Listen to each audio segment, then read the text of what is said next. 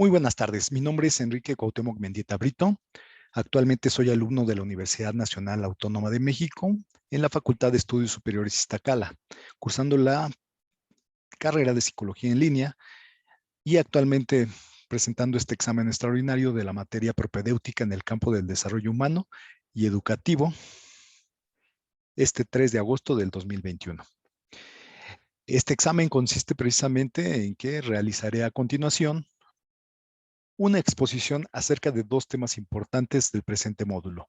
Por un lado, vamos a hablar sobre el desarrollo humano y algunas características del mismo, y también vamos a hablar de un tema muy interesante que se llama aprendizaje significativo.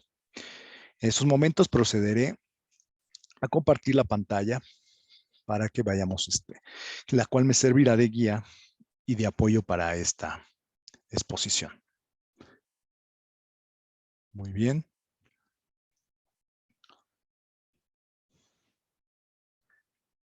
Como les mencionaba, vamos a hablar acerca del desarrollo humano y del aprendizaje significativo. Dentro del contenido lo que vamos a tratar, por lo que vamos a partir del concepto del desarrollo humano, vamos a hablar un poco de las características de la especie humana, vamos a ver dentro de ellas a la inmadurez y la plasticidad, vamos a ver cómo esto incide en el concepto de desarrollo y vamos a tratar acerca de lo que son las principales teorías acerca del mismo desarrollo y las fases bajo las cuales los psicólogos pedagogos han comprendido las fases del desarrollo humano en las personas. Ahora, en cuanto a cuando tratemos el tema del aprendizaje significativo, hablaremos un poco de lo que es la teoría constructivista del aprendizaje, hablaremos del significado, ¿sí? El concepto de significado para la adquisición de conocimientos, el papel que tienen que jugar los alumnos y profesores dentro de este instrumento del aprendizaje significativo, y vamos a ver dos temas muy relacionados con el aprendizaje significativo, que es la motivación y el aprendizaje colaborativo. Y bien, iniciamos por el desarrollo humano. ¿Qué es lo especial y qué es a lo que le llamamos especie llamada ser humano? Pues bien, como sabemos, el ser humano parte de una evolución y tiene una característica muy especial, ya que de ser uno de los, pues digámoslo así, uno de los seres más frágiles dentro de este planeta, ha llegado a ser tal su grado de evolución que ha podido ir a la luna y también ha podido generar expresiones culturales sublimes como es el arte, lo que lo ha puesto en la cabeza de la cadena alimenticia y como la especie dominante dentro de este planeta Tierra. Sin embargo, vamos a observar que hay ciertas cuestiones que parecen ser un poco contradictorias vamos a decir, a este desarrollo o a este poder que actualmente tiene el ser humano. Si nosotros comparamos las especies animales que existen actualmente con nosotros, los seres humanos, vamos a ver que hay una característica muy especial en cuanto al tiempo y número de años que tarda una cría humana en generar su autosuficiencia. Si vemos otras especies, como podemos observar aquí en mi presentación de apoyo, vamos a ver cómo ciertos animales, aquí vamos a ver este zorro y vamos a ver al potrillo, cómo ya sus crías ya son muy parecidas a lo que será el producto ya adulto de las mismas. En cambio, veamos al cachorro humano o al bebé, es muy diferente a lo que sería la parte ya adulta de este mismo, ¿sí?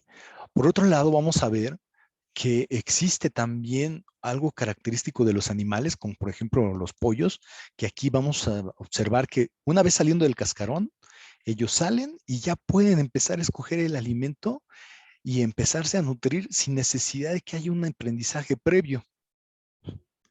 Cuestión que un bebé humano, ¿sí?, tiene que tener el apoyo de sus padres y especialmente de su madre para proveerse de su primera alimentación, y aún así después él no se podría proveer de esta alimentación.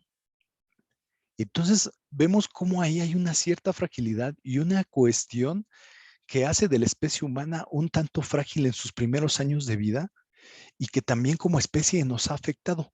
Sin embargo, esta afectación, de acuerdo a lo que es Darwin, ¿sí?, quien formuló la teoría de la selección natural, establece que hay ciertas características de los individuos, de las especies animales, que van generando ciertas circunstancias de adaptación y eso va a dar como resultado una mejor adaptación al medio, que en el caso de los seres humanos hemos logrado no solo adaptarnos, sino modificar el medio para poder vivir en él y disfrutar del mismo, ¿sí? Todas las comodidades que tenemos es fruto de esta adaptación. Y una de las cosas interesantes es que precisamente esto que podría observarse como una fragilidad dentro de la especie humana en el proceso de desarrollo de sus crías, desde su nacimiento, desde el alumbramiento de ellos, hasta que son lo suficientemente fuertes y tienen el suficiente adiestramiento y conocimiento para valerse por sí mismos, esta fragilidad, porque son muchos, muchos años. Estamos hablando de que en la antigüedad mínimo tendría que haber pasado de 12 a 15 años para lograr esta autosuficiencia y poder ser seres que se provieran a sí mismo de alimento, que se provieran a sí mismo del sustento y de la satisfacción de sus necesidades básicas para continuar. Bien, pues vamos a ver que esta inmadurez y plasticidad genera en el ser humano, por un lado, ¿sí?, que sea un lienzo en blanco y se le pueda prever de múltiples conocimientos que a través de la cultura, el entorno, se le pueden ir otorgando a los individuos, ¿sí? Esto no sucede con las demás especies. Esta falta de plasticidad en cuanto a la forma de adquirir conocimiento no sucede. Las demás especies tienen conocimientos inherentes y también se basan en ciertas experiencias, pero no es como el ser humano, el cual su entorno cultural le provee de ciertas herramientas que hace que su potencial sea mayor a cualquier otra de las especies. Entonces, este nacimiento llamado inmadurez y esta plasticidad nos va a generar que el ser humano sea una especie sumamente óptima para, para sustentarse, para generar evolución y ser, vamos a propiamente poder comprender el mundo, generar expresiones culturales sublimes y tecnológicas y científicas al grado de que hoy se puede viajar al espacio o se puede generar, como hemos visto, una vacuna contra una enfermedad rara en menos de un año. Entonces, es algo que la humanidad realmente es, o sea, es admirable. Este esfuerzo de crecer, lo que les llamamos, esta necesidad, ¿sí?, de generar conocimiento y de adquirir conocimiento, se da gracias a esa madurez y plasticidad, ¿sí? Desde esta perspectiva, vamos a observar que el desarrollo es precisamente el proceso de humanización del Homo sapiens después de su nacimiento y que está intencionado por el entorno y determinado por la sociedad y cultura a lo que pertenece, ¿sí? Esto lo dice el autor del libro que nos basamos para esta primera parte de la exposición, que es Del Val, un libro de 1998, y el cual, como ustedes se darán cuenta, utiliza mucho la teoría evolucionista para presentar cuál es la importancia del desarrollo, ¿sí?, del concepto de desarrollo para la misma humanidad y esa importancia que tiene para estudiarlo profundamente, ¿sí? Ahorita hablar de desarrollo humano en esta exposición, pues va a ser una cuestión introductoria porque podemos tener un curso o varios cursos como este hemos tenido en la carrera hablando del desarrollo, de las fases del desarrollo, de la metodología del desarrollo. Sin embargo, en esta exposición solamente hablaré así a grosso modo de puntos principales que tenemos que entender para que junto con el mensaje que nos envía de Val entendamos su importancia.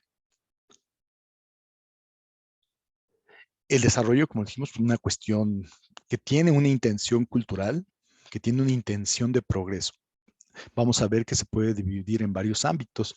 En el biofísico, ¿sí?, Ahí vemos en el cual, como decimos, desde que se nace, se tienen que tener habilidades físicas, motoras, sensoriales y empezar a conjugarse con el contexto.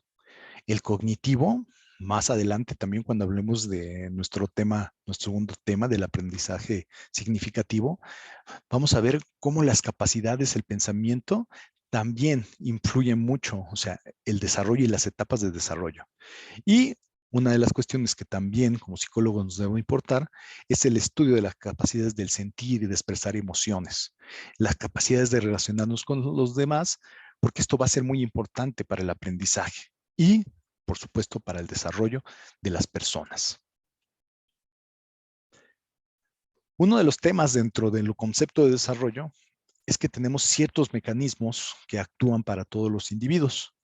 Entre ellos, los que estoy presentando a continuación, uno de los mecanismos es el de la adaptación, que es el mecanismo básico, es el mecanismo primigenio de toda especie, o sea, no nada más de la humana, en la cual el individuo, el sujeto, tiene que empezarse a adaptar al medio, tiene que empezar a percibir cómo tiene que establecer su relación con el medio ambiente y salvaguardarse de los peligros y a su vez también proveerse de las necesidades básicas propias del mismo. Después viene otro mecanismo más avanzado que es el de asimilación y acomodación, el cual va muy relacionado con la adaptación, porque primero es la asimilación, es cómo yo me adapto al medio.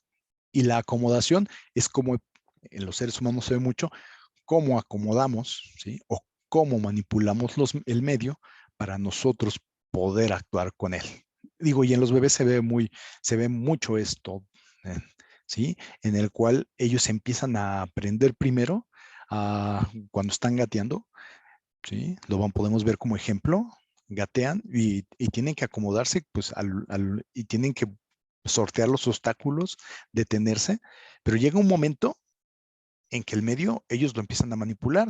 Si hay una caja, la recorren, si hay una cerca, la brincan o igualmente la desplazan y entonces vamos viendo cómo el mismo ser humano por un lado asimila, pero por el otro lado también acomoda su medio.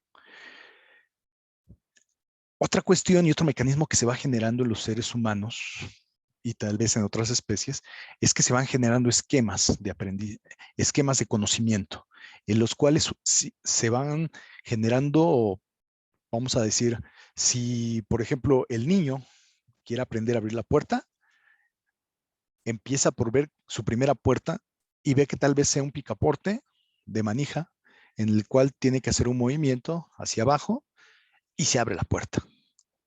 Pero ¿qué pasa si tiene otra puerta? Si el esquema es el mismo, o sea, si la presentación es la misma, si la configuración de la puerta y su picaporte es el mismo, él tendrá grabado un esquema de aprendizaje en el cual vuelve a hacer el movimiento. Sin embargo, ¿qué tal si se topa con otro tipo de picaporte? Entonces, se enfrentará a una discrepancia, tratará de encontrar la forma de aplicar su esquema que tiene, pero al final de cuentas encontrará la forma de abrir esa puerta tal vez de una manera diferente y generará otro esquema. Entonces, ya vemos viendo cómo el principio de discrepancia que está aquí señalado, en el cual dice, no puedo abrir la puerta porque no se ajusta a mi esquema y me resisto a la realidad, va a generar la necesidad de generar un nuevo esquema. Y entonces, o puede cambiar el esquema o puede combinar ciertos esquemas. Los hábitos personales que tenemos son esquemas para vivir cotidianamente. Los modelos que tenemos para resolver problemas, muchas de las ocasiones pertenecen a estos esquemas, los cuales, por ejemplo, cuando resolvemos problemas matemáticos, pues tenemos el esquema para resolver nuestras operaciones aritméticas, tenemos esquemas para resolver operaciones algebraicas y tenemos todo un esquema para resolver modelos basados en modelos matemáticos para resolver tal vez problemas más complejos. La suma de todos esos esquemas nos generan soluciones ante problemas. Entonces, no solamente vamos a ver que hay discrepancia y resistencia, sino que habrá también combinación de esquemas para con los cuales generamos mecanismos del desarrollo. Entonces todo va ligado: la adaptación, la asimilación, los esquemas, la discrepancia y la resistencia a la realidad. Por otro lado, también tenemos algo que vamos a ver en diversidad de autores, por ejemplo, lo que le llamamos los estadios del desarrollo. Estos estadios del desarrollo, por ejemplo, en una autora que se llama Papalia, del 2012, vamos a ver cómo lo divide por años, ¿sí? Estas etapas del desarrollo, y les establece características precisas en cuanto, por ejemplo, 0 a 3 años le llama la primera infancia, de 3 a 6 los relaciona con la escuela, ¿sí? Son los previos a la obligación a la escolaridad obligatoria. De 6 a 12 años la escuela primaria, de los 12 a 20 la adolescencia, 20 a 70 años la madurez, y a los 70 años en adelante le llama vejez. Entonces este desarrollo va conjugado su concepto con un concepto llamado de madurez, ¿sí? En el cual la gente va madurando de menos a más en diversos estadios o etapas. Más adelante vamos a ver, vamos a ver los estadios propiamente que presenta Piaget para lo que es estos estadios de desarrollo. Ahora, vamos a hablar acerca de cómo se concibe el desarrollo humano desde sus principales teorías, ¿sí? Científicas, psicológicas principalmente. Y bueno, a mí me gusta empezar por Rousseau, ya que él es el primero que establece el concepto de infancia, y en el cual él establece que no se puede educar de la misma manera a un infante que a un adulto. Y esto viene a revolucionar la concepción de la educación y del desarrollo, ya que antes se pensaba que los niños eran como adultos chiquitos, y a esos adultos pues se les enseñaba igual que a los grandes, y tenía que considerarse sin ninguna diferencia y sin ningún apoyo adicional que hoy pues conocemos de sobra, ¿no? Bien, después tenemos dentro de estas teorías la teoría psicoanalista, ¿sí? Ya sabemos que su principal precursor es Freud, y quien a través de de su método terapéutico llegó a estas conclusiones, ¿no? Las cuales les leo, ¿no? ¿Sí? Y él establece que hay una división entre la estructura psíquica, el consciente y el inconsciente. La mayor parte de los problemas psíquicos está relacionado con dificultades para satisfacer los deseos sexuales, y pues establece que muchos de los problemas del desarrollo de las personas tienen raíces en los primeros años de la infancia, en los primeros años y en la infancia, y proceden de dificultades para dar satisfacción a sus deseos sexuales, y las cuales quedan fijadas en el inconsciente. Entonces, esto es parte de lo que es la teoría psicoanalítica, la cual abarca.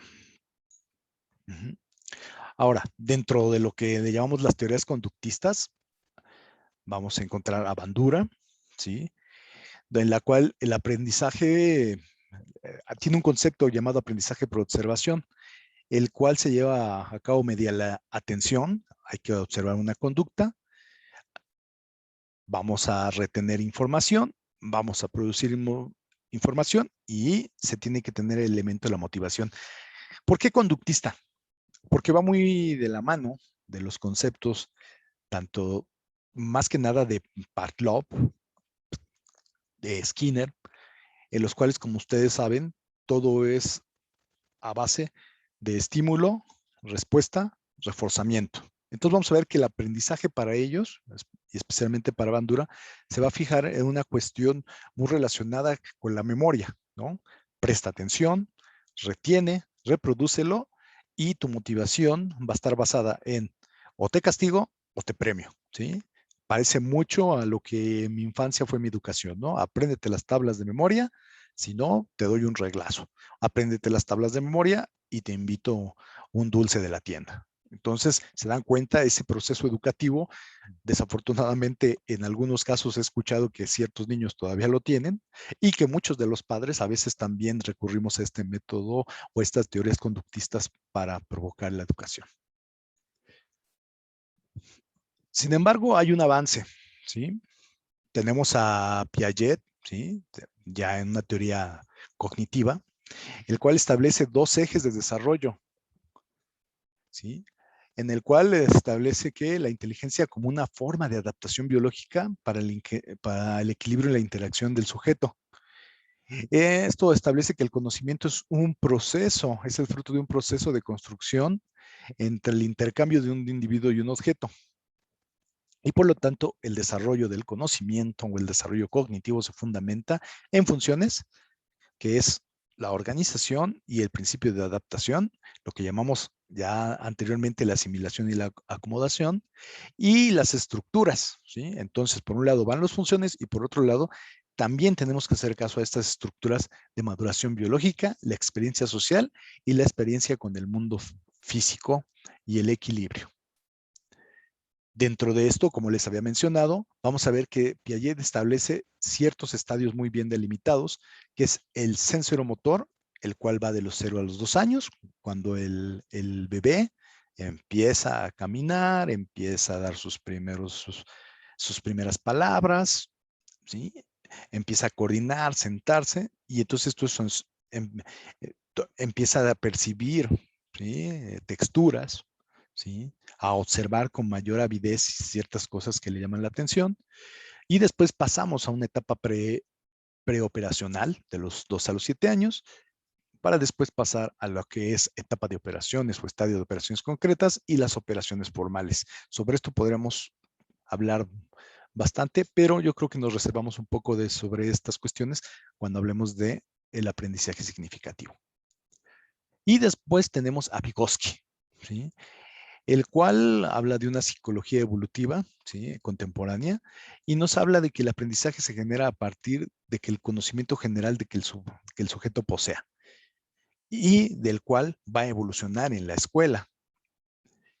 Para él no hay propiamente estados evolutivos, sí, no se sigue para él no hay una secuencia determinada, como ya vimos un poco dentro de lo que hablaba Papalia o también Piaget, sino que hay una cuestión ahí que es más que nada esa interacción que hay con las instituciones educativas y la participación cultural y social que tenga el sujeto dentro de su contexto, ¿sí? El aprendizaje entonces es un producto sociocultural.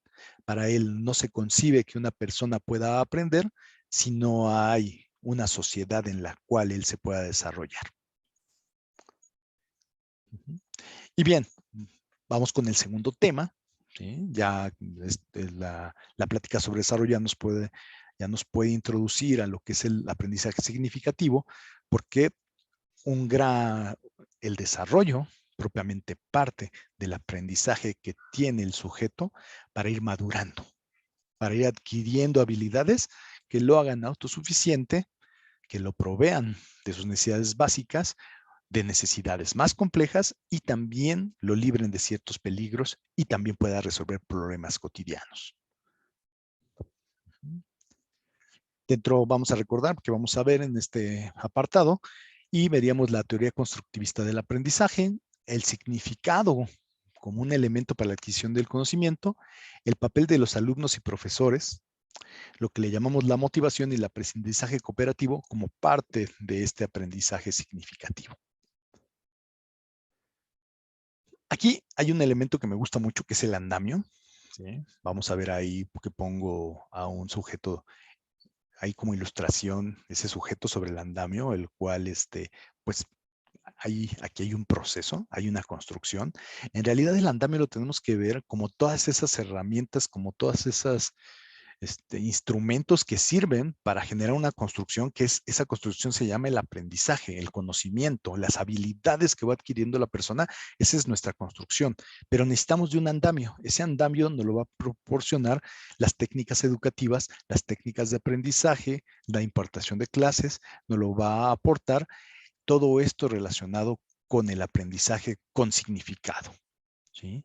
Y entonces, la teoría constructivista establece que el aprendizaje se genera a través de etapas cognitivas, las cuales, muy Piaget esto, van de funciones y cuestión fisiológica. ¿Sí? Vamos a ver un desarrollo biológico, vamos a ver un desarrollo de la personalidad y conforme esto va sucediendo, también vamos a observar la adquisición de conocimiento por parte de la persona. Y por lo tanto, la educación debe favorecer y potenciar el desarrollo general del alumno, el desarrollo de la persona, que quiere decir que este proceso psicológico, cognitivo, es lo que potencializa al ser humano para ser una especie exitosa dentro del planeta. Muy de la mano con lo que manejamos desde la introducción a estos temas. ¿Sí? Y entonces esta teoría constructivista del aprendizaje pone al alumno como protagonista del mismo. El alumno debe tomar el papel activo de aprendizaje construyendo esquemas significativos para él. Y entonces encontramos otra vez la palabra esquema. Entonces tiene que generar moldes, tiene que generar estructuras que tengan un significado para resolver cuestiones cotidianas de su vida o cuestiones que tenga él mucho interés en resolver o conocer. Ahora, ¿por qué es aprendizaje significativo? ¿Cuál es esa? ¿Por qué es significativo? Y esto va de la mano con que el aprendiz, el alumno, ¿sí? Debe tener una íntima relación con lo que se le está enseñando. Tiene que tener una relación de lo que él sabe, de lo que él siente, de lo que él vive, con lo que se le está presentando de información para que él se lleve y la utilice en su vida. ¿Sí? De no ser así, entonces el alumno no encontrará el sentido más que como lo dijimos en aquella puntualización que hicimos con el conductivismo. Solamente utilizo una parte cognitiva que es la memoria, absorbo, ¿sí? Presento el examen, vacío conocimiento y pues a la mañana siguiente no me acuerdo de nada, ¿no? Entonces, a menos de que tenga una nueva motivación que haga que vuelva a recordar y recordar y memorizar y volver a recordar todo ese conocimiento, ¿sí? Pues, pero carecerá de una significancia que deje a la persona ya en la memoria y dentro de su, ya sea también, hablemos, la educación no solamente es aprendizaje de matemáticas, español, lenguas, sino también la educación, está la educación física, está la educación artística, pintar, tocar un instrumento musical, la educación que se tiene que, el aprendizaje que tiene que tener la persona para manejar un automóvil o manejar una máquina, simplemente las computadoras. Todo eso son habilidades que implican tanto memoria cognitiva, ¿sí? Consciente, cual, y también hasta memoria muscular, en la cual pues uno ya tiene adheridos sus conocimientos porque significan algo. Yo, por ejemplo, pues no podría utilizar la computadora, tal vez no tendría tanto interés de utilizar la computadora si no fuera una parte fundamental tanto de mi actividad social, la actividad educativa y de mi trabajo. Entonces, hay algo que me motiva a seguir aprendiendo. Por cierto, hoy es la primera vez que utilizo Zoom para hacer un video de exposición y pues digo, es algo nuevo. Yo antes pues recurría a la cámara, hacía una edición, pero creo que en estos momentos y para este examen me es muy útil esta herramienta, la cual me proporciona video, compartir el escritorio, presentar y en la cual pues estoy adquiriendo un nuevo conocimiento y el cual pues se va a ir perfeccionando conforme vaya conociendo más las herramientas de este programa. Y entonces el aprendizaje es un proceso de construcción y no de reproducción. Por eso es una teoría constructivista del conocimiento. Ahora bien, algo bien importante, porque esta es una teoría pues muy práctica, ¿no? Y así es el libro de Díaz y Ramírez que nos fue recomendado para utilizarlo. Vemos cómo es un compendio de herramientas, de tácticas, de modelos y de dinámicas en las cuales el profesor puede involucrar a sus alumnos dentro de este aprendizaje significativo. Entonces, el alumno tiene que ser el constructor activo de su propio conocimiento y reconstructor de los diversos contenidos escolares a los que se enfrenta. Realiza sus esquemas, los aplica. Si hay resistencia, él buscará cómo ajustarse generando nuevos esquemas, cambiándolos o combinándolos. El docente ocupará un papel secundario, pero no por eso no importante, ya que su tarea será coordinar los medios de aprendizaje del alumno. La enseñanza es una actividad subordinada y secundaria a los procesos que rigen el desarrollo del aprendizaje. Entonces, ya en este instrumento del aprendizaje significativo, utilizamos muchas de las herramientas que ya fueron proporcionadas por anteriores teóricos, desde Darwin, ¿sí? Pasando también por Luke, la misma teoría conductivista, cognitivista, y llegamos a esto. ¿Sí? Aquí vemos a la niña que va construyendo, va evolucionando metafóricamente con esos libros. Entonces, el papel del docente es engarzar los procesos de construcción del alumno con el saber culturalmente organizado. ¿Sí? Algo que se relaciona en este examen es la infografía que realicé, en la cual hablamos del modelo curricular de aprendizaje, en el cual vamos a ver cómo se aplica precisamente este modelo, ¿sí? Este instrumento del aprendizaje significativo, ¿sí? En el cual el currículum escolar, el plan de estudios, el plan de actividades que se conjuga en este documento, tiene un objetivo, y ese objetivo de qué es lo que se va a aprender lo da la colectividad socialmente organizada. ¿Sí? La cultura organizada nos va a determinar qué es lo que los alumnos, qué es lo que las personas deben de aprender en determinado ciclo escolar, en determinado curso. ¿Sí? Se va a establecer por expertos, ¿sí? En psicología, pedagogía, en contenidos, ¿sí? Matemáticas, español, lenguas, ¿sí? Psicología, los contenidos de esa currícula, y el docente va a ser el que va a coordinar, ¿sí? Las actividades que vienen en esa currícula para que los alumnos las desarrolla, las viva, las investigue y genere significados propios acerca de este conocimiento, y con esto los adhiera y adquiera a su vida cotidiana.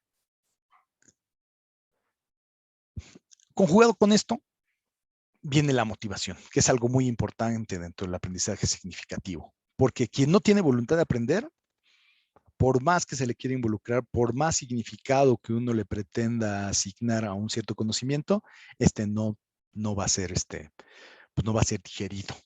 ¿Sí? Esta motivación puede ser intrínseca o extrínseca. La más importante siempre será intrínseca, porque ahí viene la motivación inherente a una persona de decidir qué es lo que quiere aprender, por qué lo quiere aprender y cuáles son los motivos personales de ese aprendizaje. La extrínseca va más acorde a lo que vimos con el desarrollo conductual, en el cual pues o tengo un premio o tengo un castigo. ¿Sí? También es motivación, pero más que nada cuenta la voluntad intrínseca.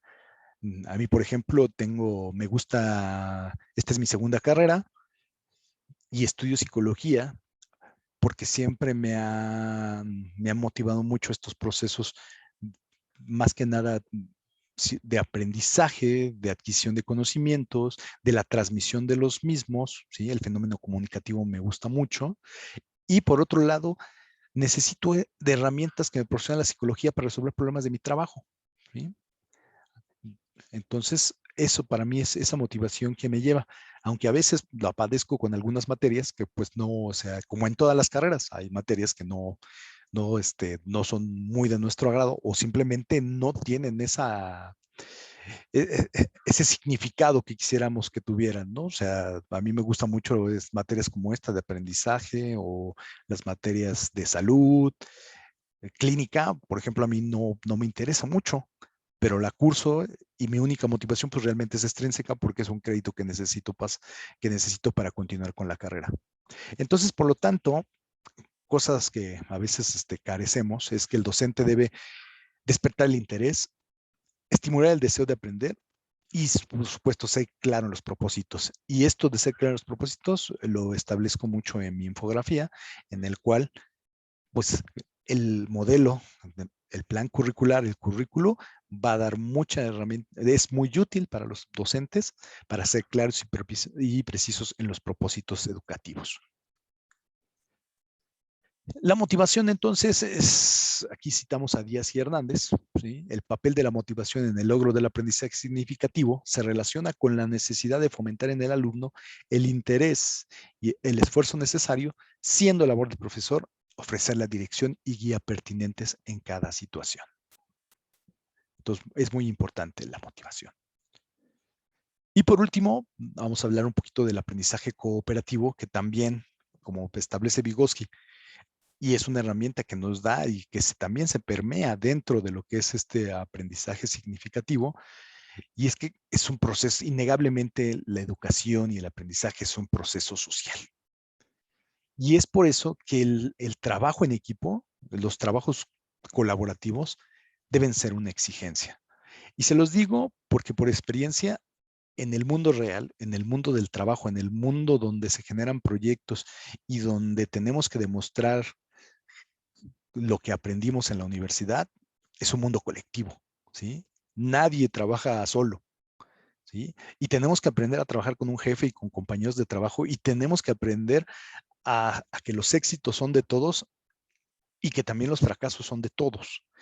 Muchas veces dentro de lo que yo he vivido en los trabajos colaborativos aquí en psicología, es que pues todos quieren jugarle al 10 o hay gente que está muy desinteresada.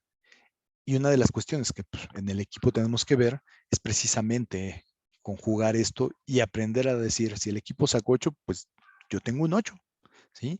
Que dentro del mismo manual que les digo, este compendio de Díaz Hernández, del autor Díaz y de Hernández, vamos a ver que hay ciertos modelos en los cuales la calificación por equipo se vuelve un poco más justa. Por ejemplo, realmente no sé, una de las cosas que dice es que no, a veces no hay que, no hay que calificar a todo el trabajo en conjunto del equipo, sino hay que calificar a cada una de las personas un trabajo y el promedio de ese trabajo es la asignación del equipo. Entonces, pues podría ser que pues, también no para mucho la injusticia, sí, a veces de algunas calificaciones y que hay personas que pues no realmente no colaboran lo que uno desearía, pero se asemeja un poco más a la realidad, ¿no? Entonces, sí, hay modelos de calificación o de evaluación de los trabajos en equipos que nos pueden compensar un poco más, ¿sí? En la colaboración dentro de los mismos. Y pues sobre todo a veces la honestidad misma de las personas, ¿no? O sea, de la colaboración y de la participación de cada uno de nosotros, que ya es un tema también ético, ¿sí? También el aprendizaje cooperativo hace la generación de una sana competencia. Por supuesto que se tiene que enseñar a colaborar. Aquí yo siempre he dicho, si uno trabaja en equipo, tiene que ser generoso, ¿sí? Pero también tiene que ser riguroso. O sea, si yo doy, también tengo derecho a que se me sea retribuido cierto trabajo del que yo estoy aportando, ¿no? O sea, si yo aporto, también quiero que los demás aporten y también se establece algo que se llama interacción significativa. Al igual que como les hablo de cosas que me han sucedido negativas, también puedo decirles que he encontrado gente muy valiosa, que he hecho equipos extraordinarios y que realmente he aprendido de muchas personas dentro de la carrera. Entonces, si sopesamos, yo creo que he ganado mucho más trabajando y colaborando en equipo que, que las quejas que pudiera tener acerca de esto. Y bien, pues con esto doy conclusión a esta exposición. Y pues les doy las gracias, especialmente a usted, maestro, que la está observando, ¿sí? Por el tiempo que está dedicando a esta evaluación. Mis referencias, ya establecí que el libro de Del Val, me sirvió para la primera parte y los libros de Díaz Barriga y Hernández, así como el de Papalia, me sirvieron para ilustrar, para soportar la segunda parte de esta exposición. Agradezco mucho.